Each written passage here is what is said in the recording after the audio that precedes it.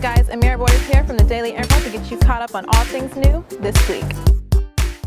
Our beloved Taylor's could possibly lose its spot as the top local campus bar. After being cited for 29 offenses within the last 14 months, the OLCC and City of Eugene have recommended that their liquor license be revoked. How do you feel?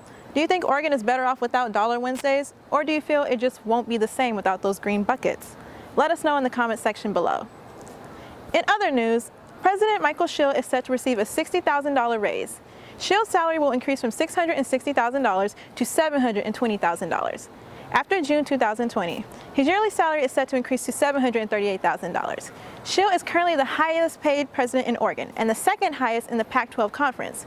Students expressed their thoughts largely and questioned the necessity of his raise. Some students feel there are other places this money could be used in order to minimize things, such as rising tuition costs and budget cuts. For most students, Schill's raise doesn't come as a surprise, and many were outraged by the news. Additionally, a family is suing the University of Oregon for $750,000. After filing in July, the family is claiming they suffered illness from mold exposure while living in the university's East Campus housing. The family who filed the suit also claimed the university violated the Tenant Act and showed negligence as mold grew within their attic. This is the second time the university has been sued for unkept facility conditions. Their first case was back in fall 2016 for $74,000. The university settled in fall 2017 for $120,000. If you think campus has been changing rapidly over the last few years, it looks like things won't be slowing down anytime soon. The university has announced plans to tear down both Hamilton and Walton Hall and replace them with 2 to 3 new dormitory buildings by 2023. Factoring in the new track build, the Franklin building, and the potential new dormitories, the U of O is becoming a new campus. With all the new renovations, it'll be hard for recent alumni to even recognize the U of O campus in the coming years.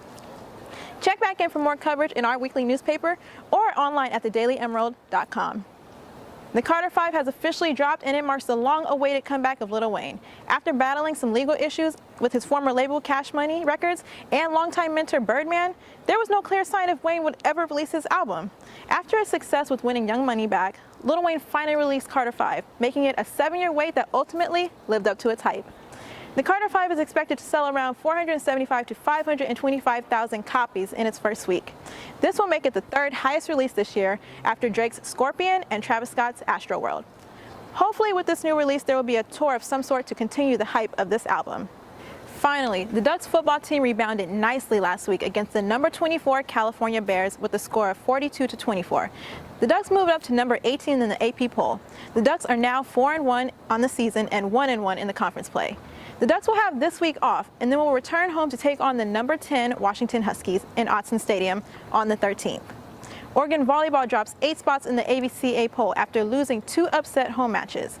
They are looking to bounce back this week as they take on the number 17 UCLA Bruins and the number 12 USC Trojans this weekend. Oregon soccer lost 2 close games last week to Washington and Washington State. Currently, the Ducks are 1-2 in the conference play and 7-3-1 overall. That's it for this week's episode. Make sure to check back to see more coverage of all things new on campus. Now you're caught up with the Daily Emerald.